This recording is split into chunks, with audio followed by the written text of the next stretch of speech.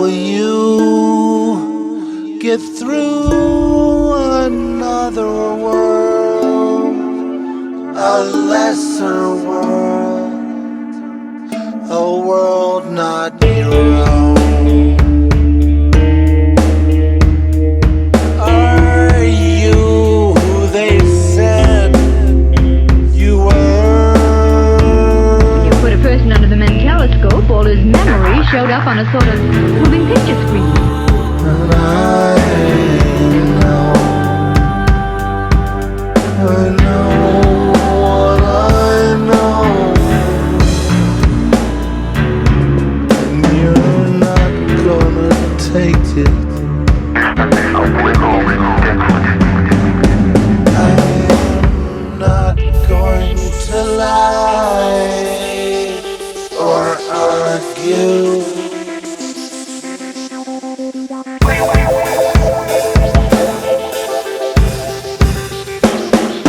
Not who I knew before.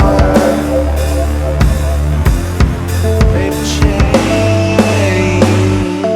Are they another species?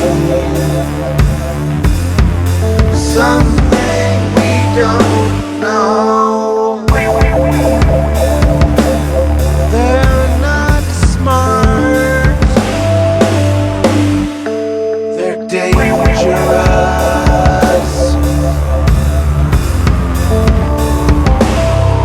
Will they hurt us? It's like I woke up 100 million light years away. Now surrounded by holograms. They're stupid. They're stupid. Everything is dumb. Dumb. What do I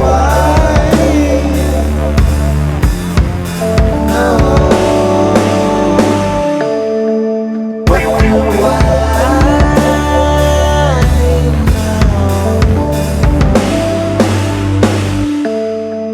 What do we know? How do we?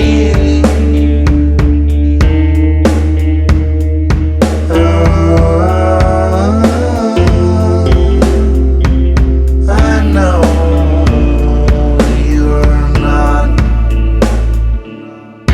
you're not you anymore.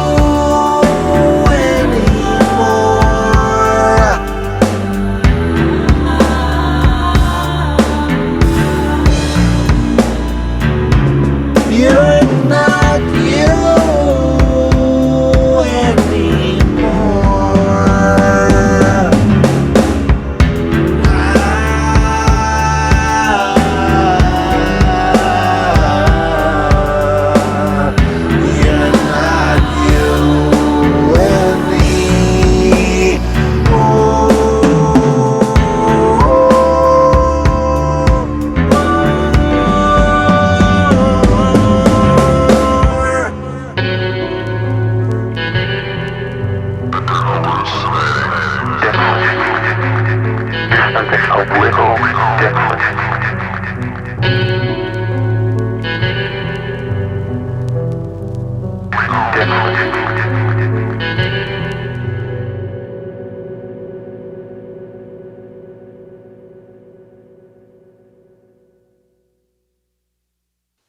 Greetings in the name of the Most High.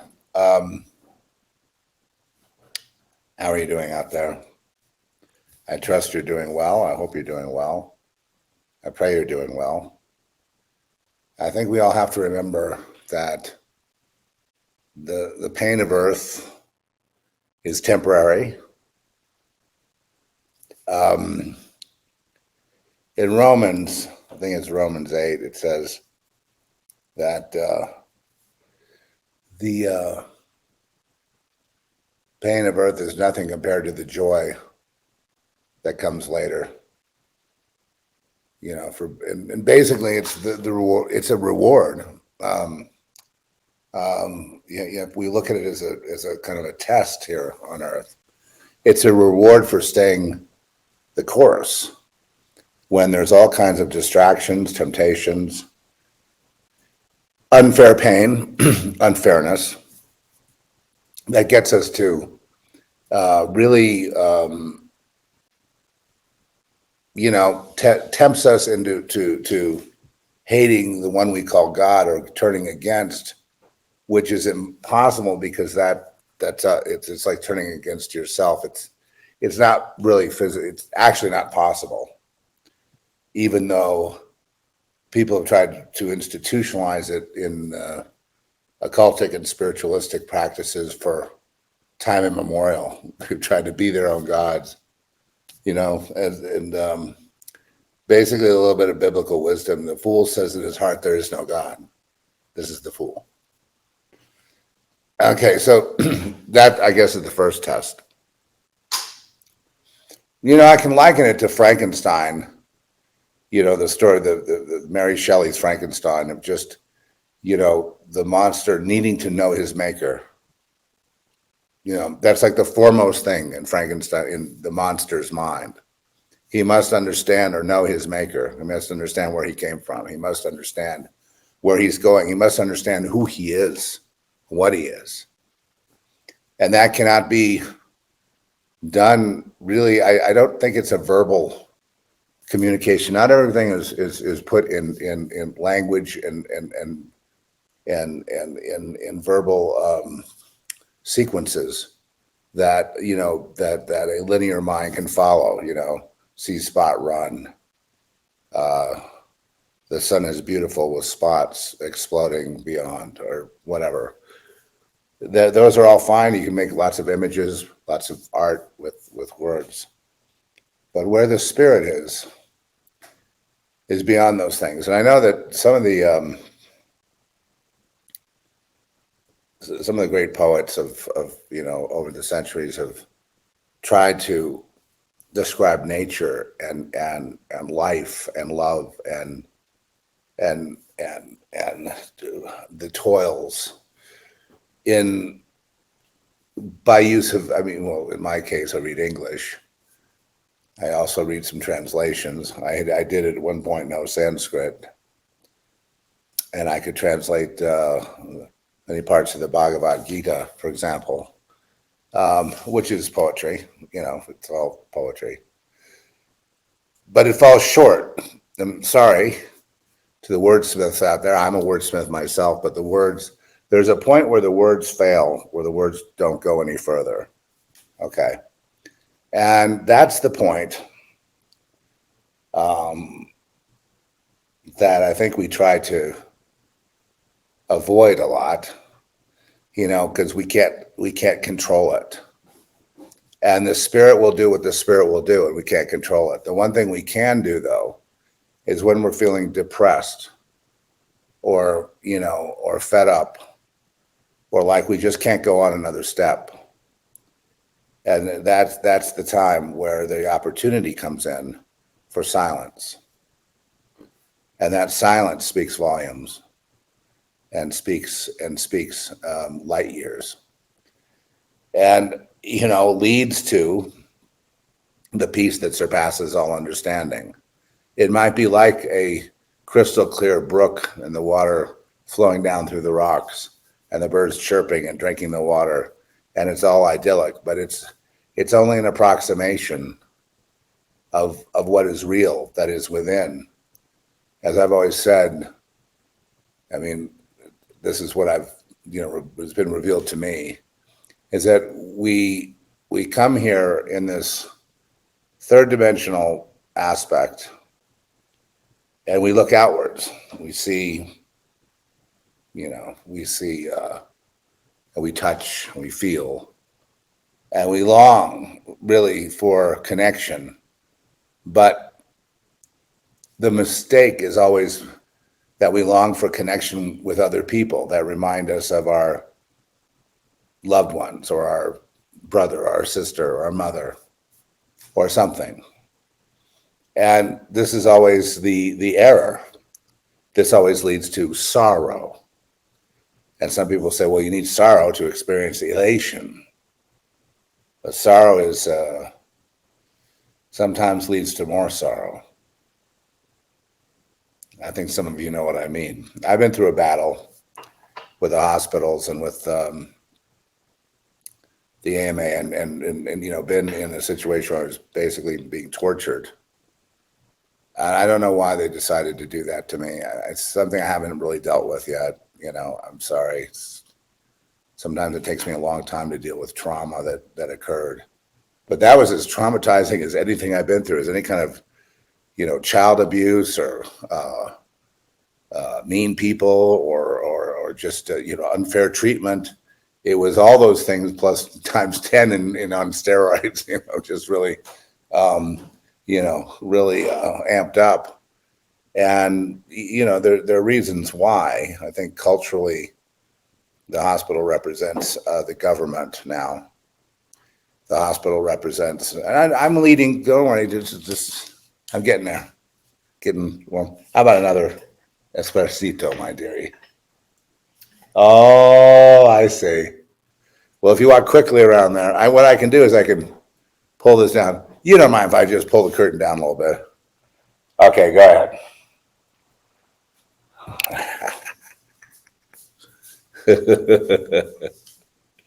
So, you know, the culture and I was not at UCLA, I was not at Johns Hopkins, and I was not at the Mayo Clinic. I was at the Christus St. Vincent Hospital here and at the Presbyterian in Albuquerque and the Presbyterian here in Santa Fe. And in each case, there's a toxic culture that I guess has been fomenting and fermenting since COVID, okay, since the COVID and then the mandates of bodies, meaning, you know, you can deliver a quota of dead bodies.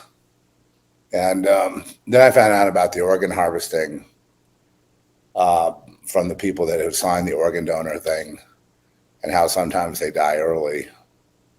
And all kinds of corruption that you don't even want to know about. You know what I mean? You can imagine, okay, corrupt.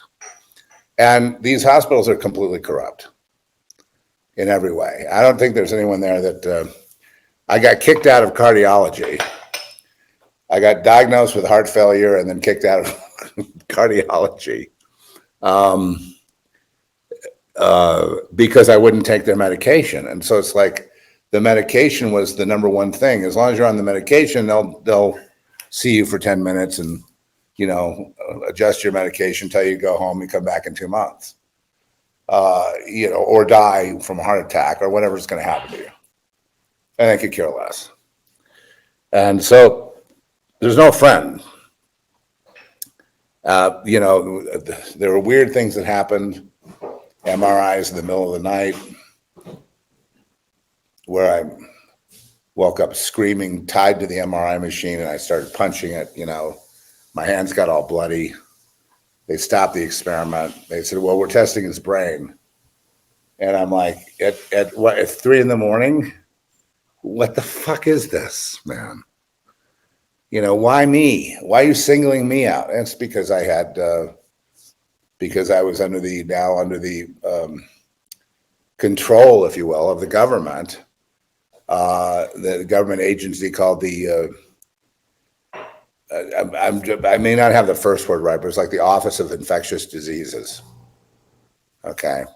Because I had, I had a very bad case of sepsis and MRSA, which meant I was toxic, and if you want to talk to me, I have to wear protective clothing. But that gave them a reason to pull a lot of blood from me, like every day. And they got me anemic. Then without telling me, they gave me a transfusion. I said, do you even know my blood type? Do you even, and this is the tip of the iceberg stuff. I don't want to go any further because I don't want to get my cortisol. I've been trying to keep my cortisol levels down, okay? But I can just tell you that, it's amazing I got out of there. And here's how I did it, because most people would have probably just died of heartbroken sorrow, whatever. They tried to just tell me there's so much wrong with me that I think they thought there was so much wrong with me that I now became an experiment. Does that make sense? And I had, an insurance card that would pay for all these little things that were, I went in with one thing, I came out with 6.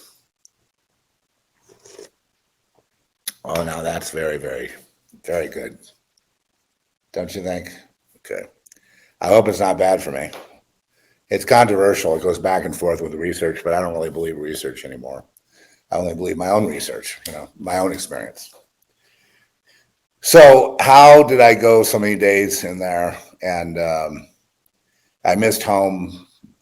I didn't know if I would be returning to home. I thought there's a good chance I could die here. And when I had a lung operation there to remove infection, I was briefed that could, kick, that there's a risk, and the benefits would be the infection's gone off the lung, but then the trouble might be a heart attack or a stroke or anything like that could happen when you're dealing with that kind of stuff. And I can tell you that that operation may not have been necessary.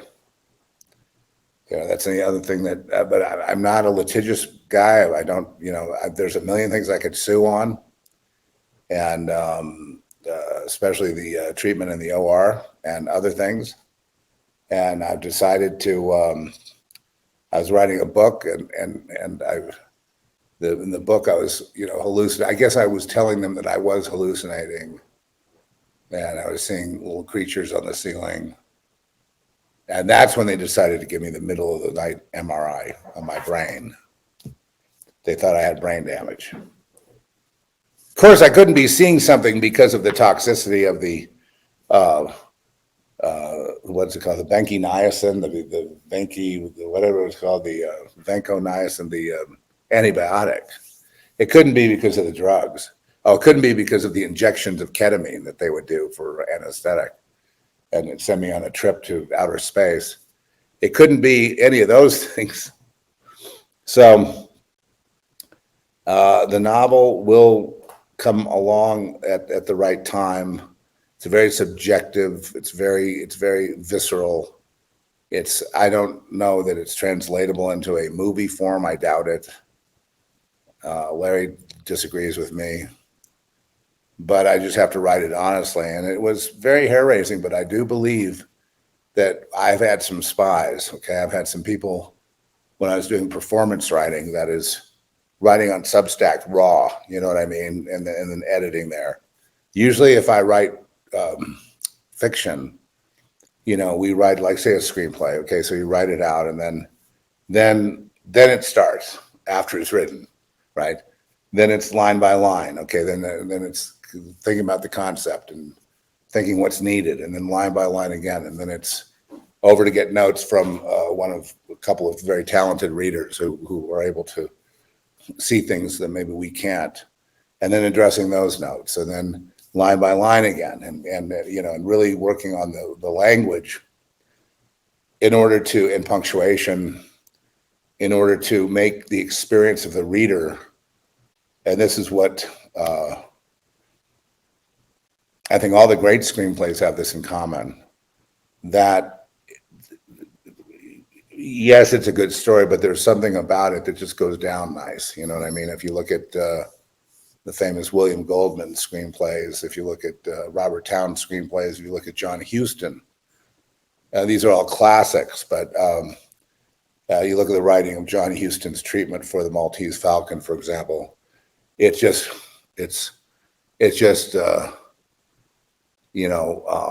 a salve on the eyes. You know what I mean? It just goes down nice. What happens to a lot of people in writing, and this is the danger of doing performance writing, that is one-off. You're just blathering, you're just writing the raw hospital experience and without really paying much attention to sharp editing. And what happens is you can get into areas that turn readers off because they're used to something so polished. You see what I mean? So that performance writing may not work in that case. You know, as I was trying to viscerally present this thing and to live it and to be a part of it and just have it just come out, this organic experience of you know, putting you there kind of in this twisted world that you don't really want to be in, you know. And certainly you don't want it revealed about the organ harvesting and the human trafficking that goes on related to hospitals. Human trafficking, what I mean is, you know, cadaver trafficking, and things like that, you know. Oh yeah, we cremated him, yeah. Well, can we have an open cat? No, yeah, we have a closed casket. I'm sorry, we took all the organs out, they're all gone. We stuffed them full of newspapers, will that do? And that's how they treat death. It's just an enterprise. To them, it's nothing. Nobody really cares. I guess after you've seen enough death, as a lot of people saw a lot of death with COVID, especially those who had gotten the shots, kept going back to the doctors and just saying they don't feel well, and a lot of them died suddenly. And it's really a tragedy, but I mean, you know, again, that's part of the test of being here. You know, so that was like an IQ test. You know, will you be controlled by the government, be turned into a slave and do whatever they tell you, or are you going to do a little research and find out what it is they're trying to put in your body and what the end game is? The end game is depopulation. If that's true, you don't want to do that. Understand? Okay, so the pain, though, is universal. I don't care what you believe. You could believe in Satan and the aliens, and that you're looking forward to becoming an avatar in a digital world where you get to live forever in somebody's matrix. You know, you can knock yourself out with any thought you want, but you're still going to be in pain just like other people are in pain. And people do different things to deal with the pain. But one thing to really note is there is purpose in suffering. And the story of the hospital for me was, how did you get through that with the kind of suffering that would have gone on there with not being able to walk? I couldn't walk on a walker. The only way I could walk is on a wheelchair. So I had no legs, neuropathy in my feet and my legs, which I never had before. You know, I've been threatening with the, you know, they kept asking about, well, if you die, do you want to sign this DNR thing? Do not resuscitate, or do you want us to resuscitate? I said, what happens if you resuscitate? Well, we got to intubate you. And you got to break your ribs open. You got to get your heart, maybe even just massage it, you know. And I'm like, and they just kept reminding me of this, and they just kept talking about death with me, and it's because I was, you know, 70 years old, and so that's just a standard protocol, you know.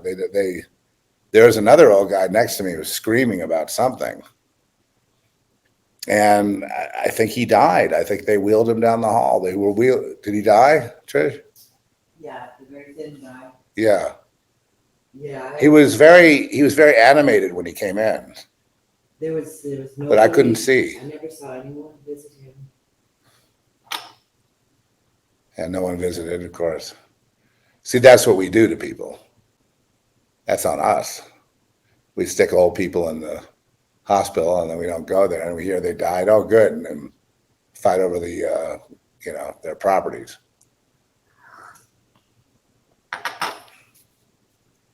So, okay. So I guess the days were long, and no one could tell me when I was getting out, and no one. They just said you're here for a minimum 6 weeks because by law we have to treat you with the antibiotics for the sepsis and the MRSA for 6 weeks, and then you can go to rehab. And that was just about as bad. I had everybody threaten me with you're going to die, and you got to do this, you got to do that, you got to go make lots of doctor appointments because you're really, really, really, really, really, really sick. You're going to die. You need drugs. So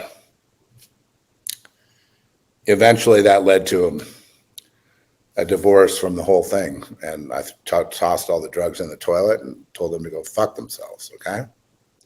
And I'm still here, false prophet. And so that's the story of that. And I'm actually taking more of a responsibility in my own health at this point. And, I'm feeling, obviously feeling a lot better, but there's a lot more I could do because I was, damaged by them. So how do I deal with that unfair suffering? The only way I deal with it is the first thing is not to keep looking for a reason that God's punishing me. I'm a bad guy. I did wrong things. I was sinning. So God punished me by putting me through that ordeal. When the truth of it is, it may have had nothing to do with me. And I don't think it did. I'll tell you one thing, God did show up, and I got into the deep, deep, deep spiritual level of especially the Presbyterian Hospital in Albuquerque and the secrets therein. And I'm not going to go into those now. But I will say this, I called on the Lord, and the Lord walked me out of there. Not without a hitch. I got wheeled out into a van, and I couldn't walk, so I couldn't have any say. They just put me in a van and strapped the wheelchair down, but the van needed new shocks. The woman drove like a bat out of hell to the rehab place, and she hit a pothole, and it took my back out because I had my spine literally absorbed the hit. And then she just dumped us off, me and this other old guy. And there we were in rehab. And I know one thing about rehab, it lasts 2 weeks. And so I knew that once I got discharged, I'd be coming home, and I so missed home. I was so homesick, and I kept trying to do, kept on with the podcast despite everything. And then I kept on writing screenplays and kept on, I wrote a novel, and I could do a lot more, but I just wouldn't stop. You know what I mean? Even though I felt really depressed and all that, I just, there's something deeper within that you can feel depressed if you, like, when you physically feel like if you went through chemotherapy or something, or if you have anemia like I do. I got anemia because they took too much blood because they fucked up. And it's really tough because you don't feel like doing anything. It's like having depression, even though mentally you're not really depressed. But you really don't feel like writing my craft, or like you don't feel like doing anything, going to lunch or dinner or seeing friends, or time is just roaring by, and you're just becoming more and more ephemeral to everything. So I've had to fight that since in the last few weeks, and I think we're making progress. Slowly. They keep trying to give me iron, but iron constipates me, and it's like, it's not good for you. It's bad in your system. It's really hard to clean it out of your organs if you just inundate yourself with iron. You may not absorb it the way you're supposed to, which would give you the red blood cells count, which then would deal with your anemia. So,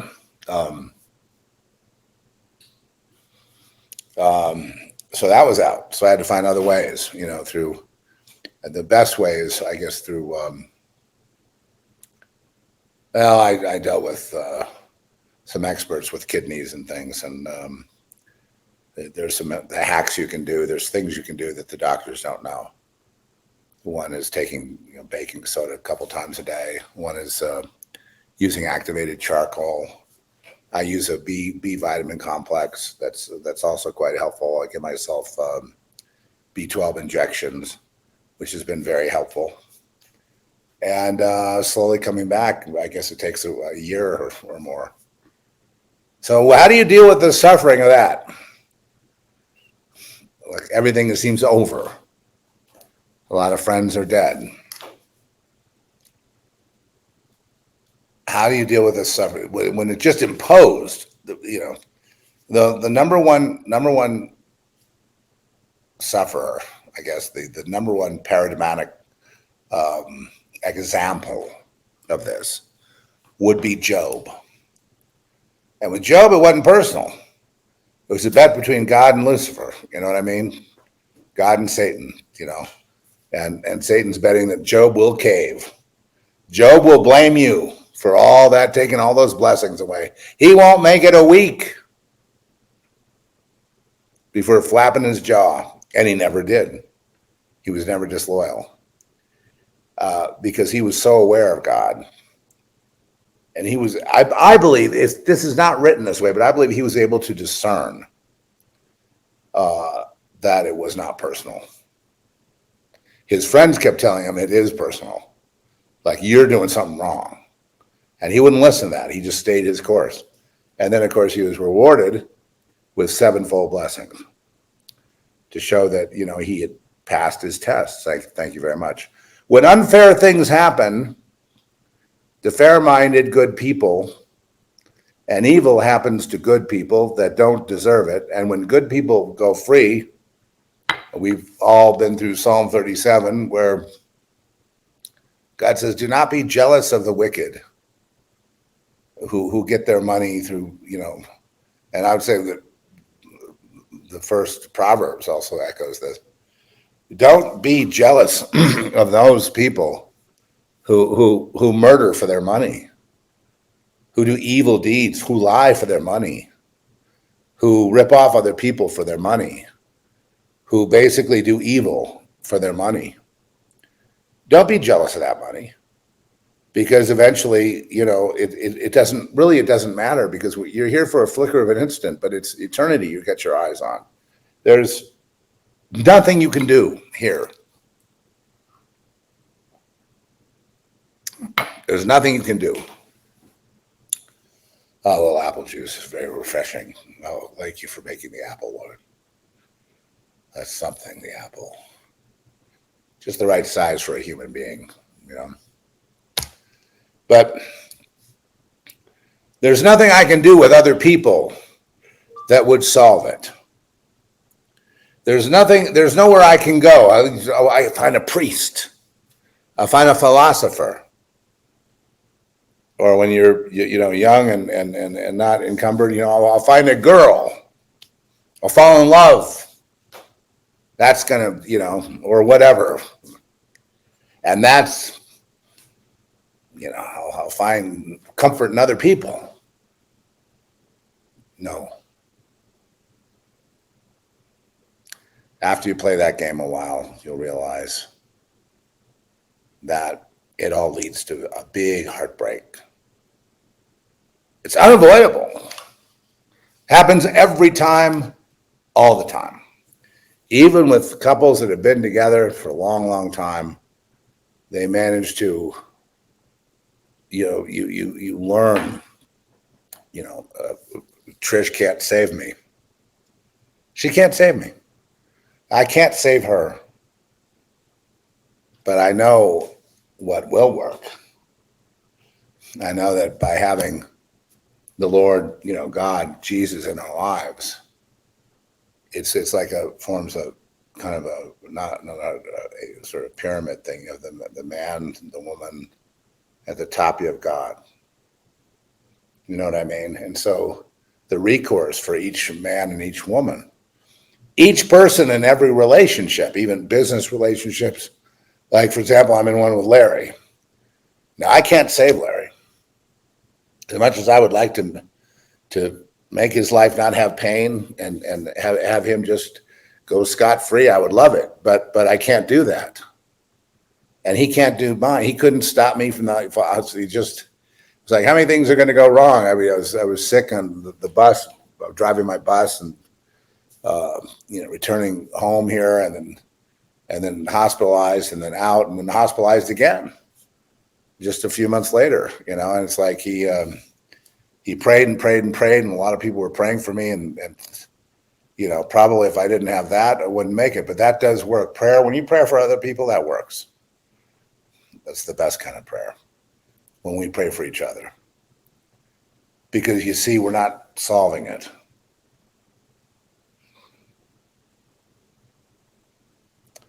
The pinnacle is always God. But the pinnacle is within.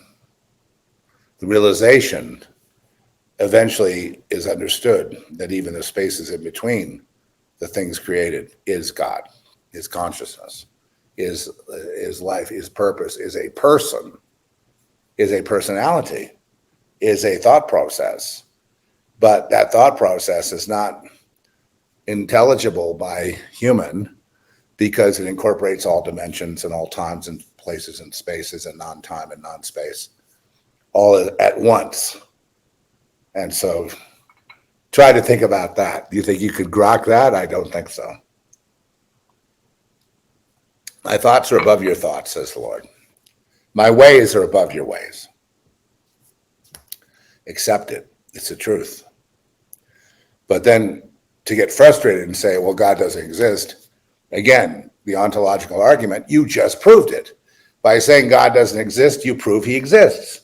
Every time you guys say the same thing, you atheists try to come up with the same thing, and you're always wrong. You're just pissed off at something, maybe your mother, your father, I don't know what it is, but if you get rid of God,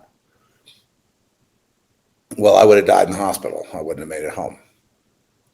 If you get rid of faith, which is getting rid of God, then you're subject to, there's lots of critters flying around. I don't know if you don't see them. I see them. And they mean business, and they want to take you over and make you do their bidding. There's a lot of that going on all over the place.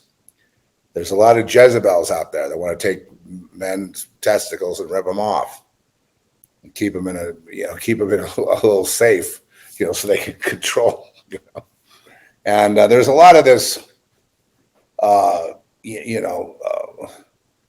demonic entities that visit in dreams and things like that. And, where do you go? I used to have this one dream where every time I'd go someplace, some building, somewhere, and then I couldn't find my keys to leave. And I would go ask them, they'd tell me down the hall, or it's upstairs, or, it's in the basement, or over there, or maybe the parking lot. And everywhere I went, I couldn't find the keys, and I couldn't get out of there, and I was trapped. And it got later and later and more awful, and I realized, and I labeled all these satanic dreams. Because whenever I think of Satan, I think of limitation. When I think of Lucifer, I think of limitation, right? Jesus could have had all the institutions of the world bowing down to him at one point. In other words, to me, that's limitation. Why not everything? Because Satan doesn't have control of everything. So he can only give you what he controls. And he only controls it for a short time. And when this universe is rolled up like a scroll, stars gone, moon gone, planet gone. What do I care? It's prophesied. I'll be in perfect company. But that would be the point where Satan has no hold. If there's no physical thing, there's no earth to control, there's no people to control, there's no slaves. So there's no money. So there's no power. So it's over. The end of creation is the end of Satan. And when I say creation, I mean physical creation, because there's all kinds of creation going on. There's all kinds of, you know, a lot of these states, like we're in a state called a dream state, but we think it's real. Yet it's a dream we wake up from. And as we wake up and we start understanding we're not alone, and then you start to understand that you were made fearfully and wonderfully, that you are loved and beloved. And when you understand that, and then that's where you're headed, and that will be your eternity, then do you really have anything to worry about? The answer is no. Then why do you fill your head with worry? Because I have a billion thoughts chattering away, and they're all negative, and they're all just like sticking pitchforks at me. Exactly. But none of them are legit. All those thoughts, all those concerns are for nothing. And Jesus said it best, Sermon on the Mount. What will worry? How does worry contribute to the solution of your problem? Whatever the problem is. Answer: it always makes the problem more than it should be. It always complicates matters. Worry does not. How does Jesus put it? He says it doesn't add one whit. It does not. It does not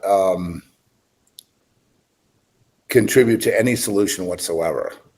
All it does is wear the person down. And a lot of people become martyrs. They go, I've suffered, I've stayed up nights, and I've thought about all this, and I've thought about you and the things you've done and all these horrible things, and how am I going to get even, and how am I going to... It's not yours to get even. It's not yours. You need to stay in your lane. You're a created human. You're created. You're not self-created. This whole idea that we agreed to come here and we're really co-creators. Well, on one level, that's true. Actually, it's true. But in the level of consciousness we need to be in here in a 3D type of limitation, we can't really take that attitude of victim and martyrhood.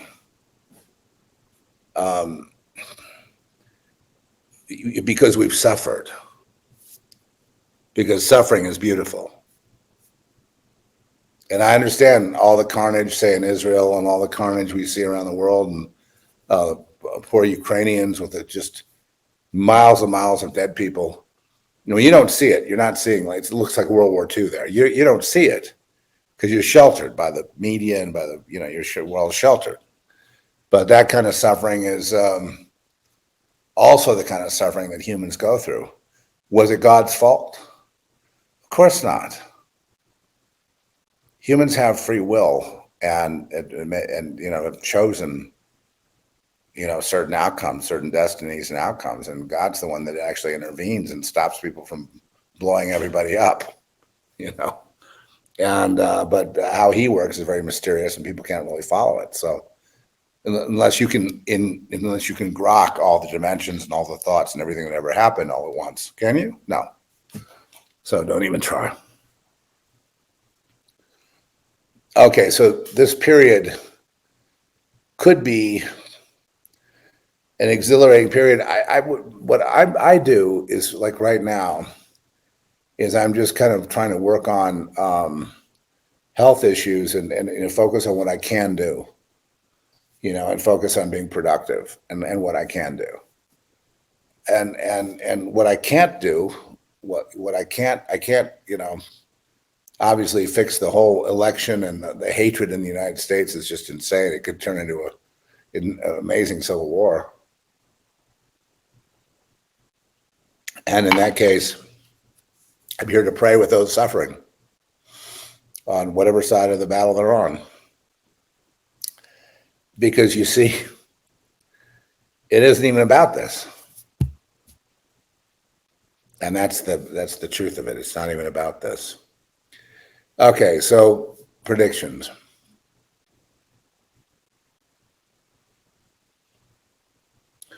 Well, I really just going to rest on my laurels of what I said prior to the debate and the debate, and the vision I had of it was like Michael slaying the dragon, and I saw that the dragon was slain, And I see that the people that had something to do with it don't even know what happened. This was a God thing. God did all of it. And it set us on a different trajectory. And then I've also noticed things like the markets, Bitcoin going down and other things showing me that we were at a very high tension for a nuclear war. And we are still at a very high tension. I mean, it's the people that want war, the warmongers always want war. You know that. We're not warmongers. We're the opposite. I would say that if they look like they're warmongers, if they're opining or they're pining for war, then basically you know what side they're on. Then you know something about them. And I'm the opposite. I'm not a warmonger. I believe that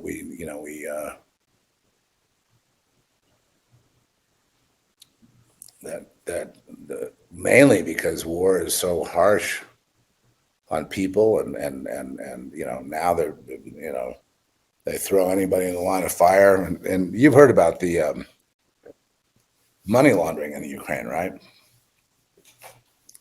A lot of this money went into the pockets of politicians that are now buying huge mansions and stuff in Ukraine while people are being decimated out in the field. There's just something really wrong with that. So I'm also perceiving some kind of peace deal coming. You know, something ended, something died, something's dead. And I'm seeing it reverberate, and I'm just gonna, keep my powder dry and just watch what happens because I could see what was going to happen. And I can also see how people could not push God's timeline. If God has a timeline of destruction for the whole world, let's say, or rolling up of the planets, or some end date, like they say that every 25,000 years, the Earth goes through a pole flip, and that we're overdue. And if that happens, we're all dead. So that's good. Okay, so this 3 days of darkness, and stars roll up like a scroll, right? And then the end of those 3 days, there's a different dimension, it's a different life. Some people think it will be under the influence of multiple suns. And so there would not be a night anymore. There would just be light. So and I don't take anything off the table. I don't think that's impossible at all. I think that is very possible. But in all of these things, death and dying and suffering and longing and wanting and not having and seeing other people who have and don't deserve it and on and on and on and all these things build up. This is work we do within. This is our work. This is our wheelhouse. This is our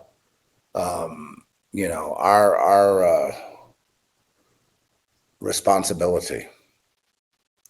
We have to manage our conscious states. People that are very, I like to call them earth dwellers. I'm sometimes I'm angry too, and sometimes I insult people. It's like a defense mechanism. I can be very witty, snarky, awful at times. Sometimes not witty. Sometimes just awful. But earth dwellers, I've for 20 some odd years, I have tried to reason with earth dwellers, especially the earth dwellers that run the churches. I have tried, like the Calvary Chapel and other corrupt organizations. I have tried, and you can't reach them. And I know why. I do know why. It breaks my heart. It's so you're seeing a lot more about human trafficking, right? Would it surprise you that all these government-approved agencies, including churches, are involved in human trafficking and involved in what I call structural pedophilia? That is pedophilia to groom people for society. You understand? Which, of course, leads to, we have 10,000 brothels in Albuquerque, New Mexico. 10,000. Well, last I looked, there were 10,000. There could be 12,000 or 50,000. I don't know, but 10,000 a few years ago. And those involve, brothel is like an apartment house where you have legals or illegals, immigrants in there, and they have kids, and the Johns will go up and buy sex with a kid in any of these apartment buildings. So there's like thousands of these, and there are even more now because they're trafficking. The hub of real trafficking up out of Mexico into the Southwest is at Albuquerque and the I-25, which runs north, and the I-40 that runs west. They intersect right downtown. And that's where the cartels are doing a lot of their business. Well, these cartels are tied in with all our banks. And they're tied in with all the hospitals. They're all tied in. Everybody's tied in for the big finale. And so I'm watching and I'm observing. I can tell you this. It's too enormous for me to chat. I mean, I can mention it. I can get out ahead of it. I can predict what's going to happen. And if it's of the spirit, it will be accurate. I've done that for 22 years now. And I've been very accurate when I deal with the spirit. I'm not that accurate in my own, like going horse racing or gambling, forget it, I lose. But when it comes to things of the spirit, I've been accurate. And so geopolitical events, God's involved. Yeah, there are people that I call earth dwellers who tend to, they just get, how can I put it? They get mad, they want to go to war. There is no reasoning, because if you say God doesn't exist, then that's half the IQ points, right? Instinct, God mind, prophetic visions, whatever, all those gone. So now you're just like this touch, I can touch it and feel it. And, oh, you do this to me, I go nuclear, you. Earth dweller. This is the real danger. You'd be surprised, but the US government and governments of the world are earth dwellers. That's why they want to control people. Earth dwellers seek to control. They work for the higher beings, if you will, that seek to control through a hierarchy of humanity, or we can call it the club, if you will. Then there's the celestials, which always bug the earth dwellers, because the celestials, they see everything and they know everything. And there's a bunch of these around. And they're always putting a stop to things because they're prophetic in their writings and their speaking and their way. And so they tend to expose the nefarious plans of the earth dwellers. But earth dwellers don't feel there are consequences because they don't believe in any God.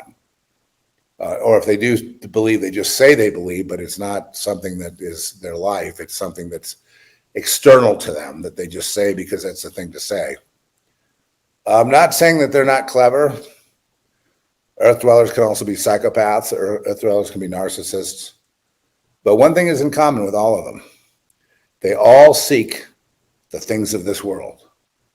And they're not that interested in things of going on beyond this. Because, the bottom line is money, power, sex, fame, all that. And that tends to turn people into, it tends to atrophy the intelligence, the mind of humans that indulge in it.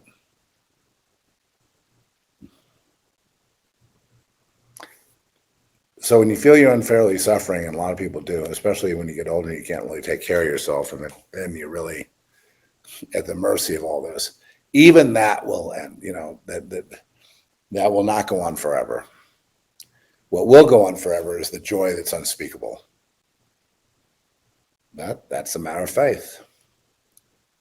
I ask the Lord to show each and every one of you the joy unspeakable today. In Jesus' name, amen. In the name of Yahusha. Some people are insisting about Yahusha and the names and all that. And they're out there again and they're saying, don't do this, don't smoke pot, don't do this, don't do that. You got to watch out. you have to be, your own sovereign. There's no pastor that can help you. I can help you to a certain extent, but you're the one that's got to do the thinking. You're the one that's got to do the figuring out. You're the one that's got to figure out the next move. I just say, Lord, what move do you want me to make? What do you want to do?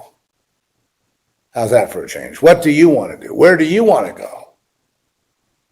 I'll go where you want to go. I'll go where you send me. And the suffering will be unfair. And there will be false witness against us. And they'll say we're evil even though we didn't do anything wrong. Even though we love them, they hate us back. But then we understand the greater love, don't we? Then we understand the real game. The real deal is not of this earth. And it is accessible to any and all human.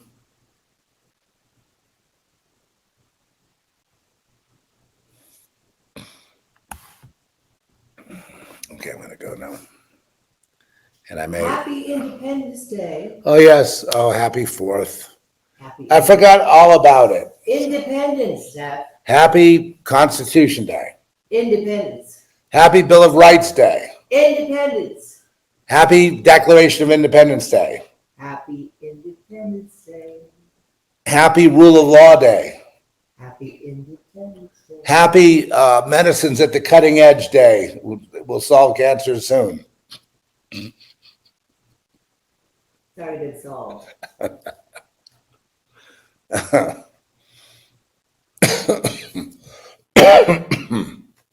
Sorry to interrupt, darling, but I wanted everyone to have a blessed Independence Day.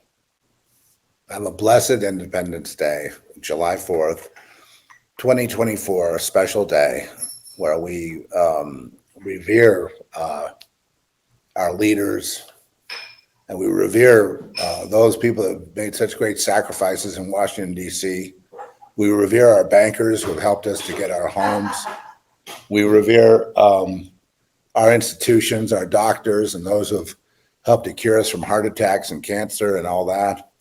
We revere society in every possible way.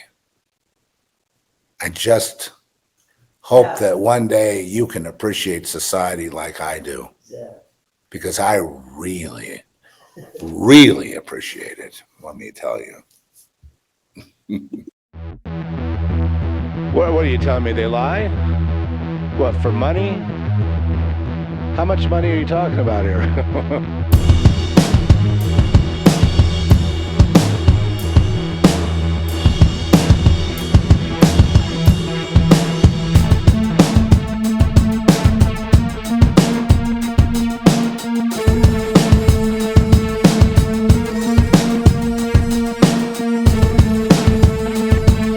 What are you telling me? They lie?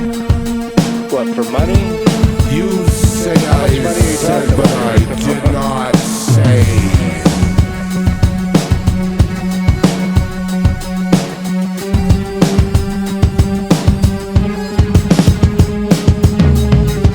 You see, this is why I didn't do well in high school.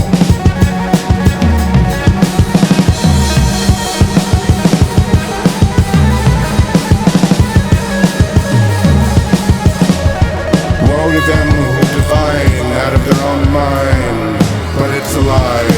Whoa to all of us for listening.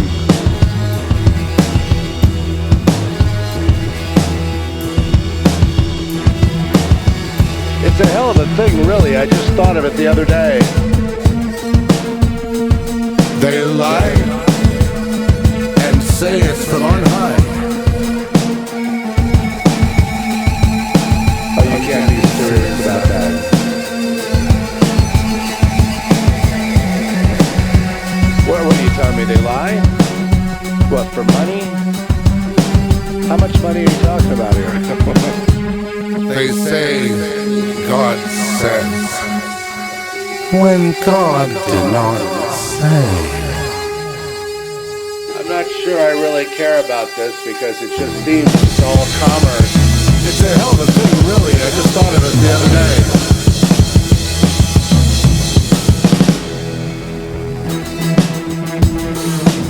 Yes, I said that in the name of the Lord, tomorrow is your last day.